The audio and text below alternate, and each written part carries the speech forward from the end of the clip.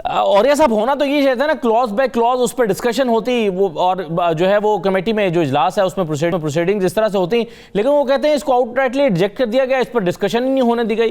तो क्या रवैया आप क्या, यानी आप इस ये जो झगड़ा हुआ है इसका जिम्मेदार किसको समझते हैं औरिया साहब? देखिए, मैं बुनियादी तौर पर अपने गुज़श्ता 6-7 इलेक्शनों के दरमियान काम करने के बाद इस नतीजे पे पहुंचा हूं कि पाकिस्तान का इलेक्शन कमीशन एक इंतहाई इनकॉम्पिटेंट अदारा है। इसकी सलाहियत ही नहीं है कि फ्री एंड फेयर इलेक्शन करा सके। और ये गुज़श्ता जितने भी इलेक्शन हुए हैं उसके अंदर बुनियादी जिम्मेदारी इन्हीं की थी। उंगलियां लोग जिस तरफ मर्जी उठाएं, या तो इलेक्शन कमीशन को रिटायर होकर घर पहुंचना चाहिए था या फिर उस तरफ उंगलियां नहीं उठानी चाहिए थी। क्या इलेक्शन कमीशन को इख्तियार है कि 342 जो हाउस है उसमें कहे कि नहीं मैं 340 के सीटें करता, 2 सीटें भी कम करने का इख्तियार नहीं है?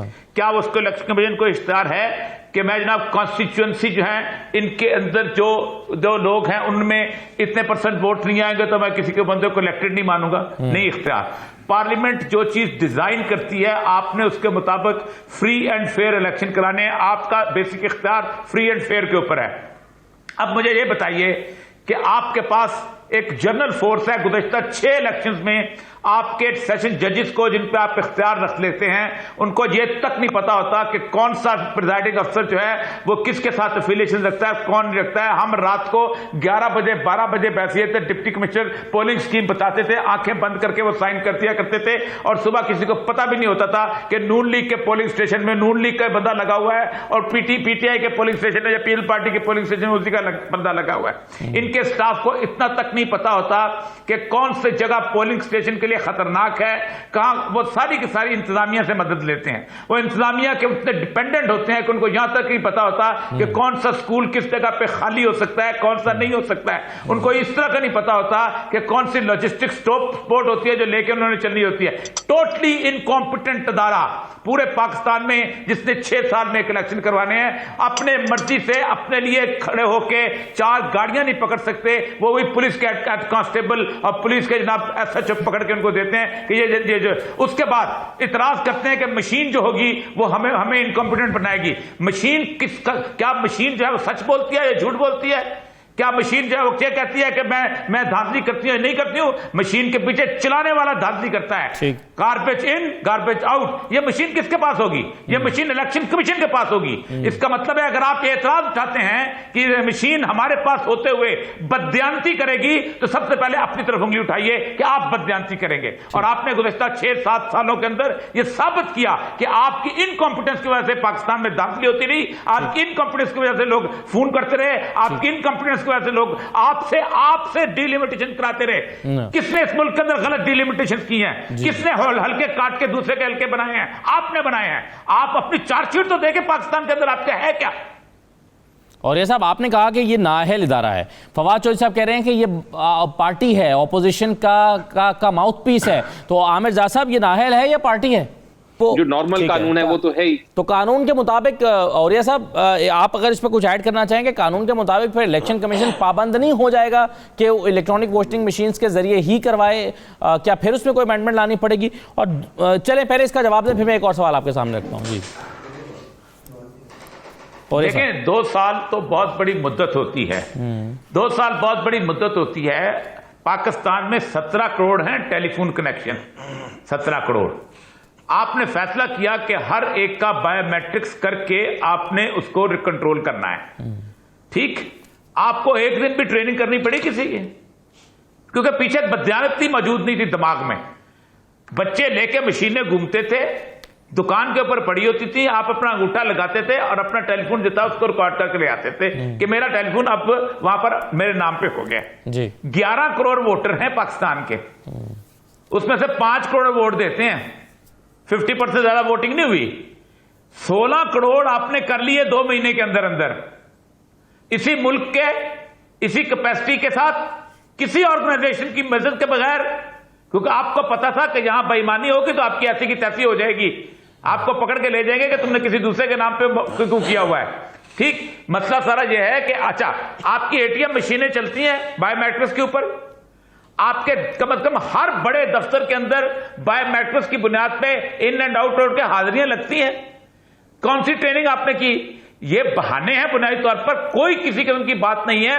2 साल तो बहुत बड़ी चीज है मशीन चलाने के लिए। पाकिस्तान के अंदर इसको अगर इस तरह का टेक्निकल आपकी नीयत खराब नहीं होनी चाहिए, उसका कोई इलाज नहीं है। उसके लिए आप 4G छोड़ 18G कंप्यूटर उठा के ले आए, और इलेक्शन कमीशन की नीयत में फतूर है, और या इलेक्शन कमीशन के साथ वाकई इलेक्शन करवाना का नीयत का, तो फिर तो बददियानती नहीं रोकी जाती। वरना मशीन जो ऐसी चीज है कि जिसको चलाने वाला बददियानत होता है, मशीन बददियानत नहीं हो सकती। इससे बेहतर है बॉयकॉट कर दो। पीपल्स पार्टी तो कभी इंतखाबी अमल का बॉयकॉट करेगी नहीं, वो तो कभी भी सिंध, कम से कम सिंध को बरकरार रखना चाहेगी। और क्या नून लीग रास्ता खुला छोड़ सकती है पीपल्स पार्टी के लिए? ठीक है, हम बायकॉट करते हैं, आप ऑपोजिशन लीडर बन जाएं और ऑपोजिशन की पार्टी बन जाएं, इन केस के अगर हुकूमत ने जीतना भी है तो आप क्या इस ऑप्शन को काबिल अमल देखते हैं ऑपोजिशन जमातों में? सर देखिए, ये सारी लड़ाई जो है ना, ये पाकिस्तान के एक फजूल किस्म के ब्यूरोक्रेटिक सिस्टम की वजह से हो रही है। अगर ये सारे का सारा पैसा आज से 5 साल पहले एलोकेट करके इलेक्शन कमीशन को दे दिया जाता और कहा जाता कि आप भले ब्रुकिंग इंस्टीट्यूट से एक मशीन लेके आओ या दुनिया के किसी भी कंप्यूटर से लेके आओ, अपने लिए तुम एक तय कर लो कि तुमने एक मशीनिंग सिस्टम बनाना है कि जो फेयर एंड फ्री इलेक्शन करवा सके। ये जो बीच में लुच तले जाते हैं ना, एक तरफ से ministry of science and technology आ जाती है, दूसरी मिनिस्ट्री ऑफ लॉ आ जाती है, फला आ जाती है, ये जो उसकी encroachment of the authority of the election commission होता है ना, वहां होता है। ये काम इलेक्शन कमीशन क्यों नहीं कर सकता? एक इंडिपेंडेंट अदारा अपने लिए कितने बड़े बड़े एक्सपर्ट्स हायर करता है कंप्यूटर के अंदर, उसको दे दिया जाता। मसला सारा यही है, वो कहता है मशीन हम बनाएंगे क्योंकि हम साइंस एंड टेक्नोलॉजी रखते हैं, हम उसके मिनिस्ट्री में मैंडेट हमारा है। रूल्स ऑफ बिजनेस तो खोल के देखो, हमें क्या कहा जाता है, वो कहता है मैं इलेक्शन कमीशन हूं। कहता है पाकिस्तान की ब्यूरोक्रेसी की जो फ्रेगमेंटेशन है, उसने ये लड़ाई ली हुई है। वो इन पॉलिटिशियंस को उंगलियों पे नचाते हैं और ये नाचते हैं, और ये नाच रहे हैं, अभी तक नाच रहे हैं। आज से 5 साल पहले ये पैसा जो है इलेक्शन कमीशन को दे दिया जाता विद ऑल इट्स अथॉरिटी, जहां से मर्जी सॉफ्टवेयर परचेज करो, जहां से मर्जी मशीन को बिल्डअप करो। एक तुम्हारा जिम्मेदारी है कि तुमने फ्री एंड फेयर इलेक्शन करवाने हैं, वो खुद इंश्योर करती है उसको। लेकिन मसला ये है कि हम तो जिम्मेदारी देने का तैयार नहीं। जिस मुल्क के अंदर फाइनेंस डिपार्टमेंट जो है वो आखिर वक्त के अंदर वो एलोकेशन चेंज करा के, और वो किसको क्या कहते हैं, वो आखिर में जो सेकंड स्टेटमेंट्स के अंदर अपने ही बजट को तब्दील करता फिर रहा हो, वो इसलिए करते हैं कि अपनी अथॉरिटी को कायम रखना है। वरना पहले दिन आपने पुलिस को एलोकेशन दे दी कि ये तुम्हारे पास 10 करोड़ रुपया है या 10 अरब रुपया है, तुम उससे वर्दियां खरीदो, तुम उससे स्पाई लो, तुमसे पुलिस लो, तुमने 1 साल के अंदर लॉ एंड ऑर्डर ठीक करना है। हम जिम्मेदारी नहीं, हमने ये जो सिस्टम बनाए हुए हैं, ये लड़ाई उसकी है, और ये लड़ाई सियासतदान तक फैली हुई है और सियासतदान बिल्कुल नहीं समझ रहे। सही है। आमिर जान साहब, एक चीज जो सबसे ज़्यादा हुकूमत का कंसर्न है और लॉजिक ली जाती है मशीन को लाने की, वो ये है कि हम चाहते हैं ये धांधली का शोर हर दफ़ा मचता है, ये धांधली का शोर ना मचे। अब हमारा इलेक्शन 20-22 अरब रुपए में होता है, मशीन आती है तो ये 60-70 अरब रुपए में चला जाएगा, और कोई हर्ज नहीं है पैसा खर्च करने में, अगर वाकई ये मकसद हासिल हो जाता है कि धांधली का शोर नहीं मचता। लेकिन क्या आप देखते हैं कि इस तरह से इलेक्शन होगा और सबके लिए काबिल कबूल हो जाएगा इस माहौल में, जो माहौल बना हुआ है, ईवीएम पे इलेक्शन हो भी जाए तो सब इसको तस्लीम कर लेंगे और हमारा 70 अरब रुपए ज़ाया नहीं जाएगा? इस सब तस्लीम तो पाकिस्तान में कभी भी, जो हमारी जैसे भी पहले भी बात में प्रोग्राम में हुई कि इतनी ज़्यादा पोलराइजेशन है, इतना ज़्यादा मतलब है कि तलखियाँ बढ़ गई हैं, खलीज बढ़ गई है कि उसमें आपको कोई नुक्ता ऐसा नहीं लगेगा। अगर कोई भी जमात जीती तो वो यही इल्ज़ाम, दूसरी जो जमातें यही इल्ज़ाम लगाएगी कि जी धांधली हुई है।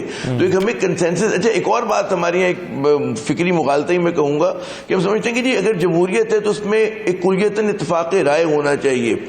यकीनन जमहूरियत का एक तस्वुर है कि जी इंक्लूसिव गवर्नमेंट हो, लेकिन उसका हरगिज़ ये मतलब नहीं होता है कि अगर हुकूमत है उसके पास मेजॉरिटी है तो वो अपनी मेजॉरिटी के बल पे कानून साजी भी कर सकती है और बहुत सारी चीज़ों को, जिसको लफ्ज़ किया इस्तेमाल करते हैं कि जी बुलडोज, तो बुलडोज भी कर सकती है। और ज़ाहिर है कि अगर अगली मरतबा इसमें खिलाफ जीत जाए तो उन कवानीन को तब्दील कर दे।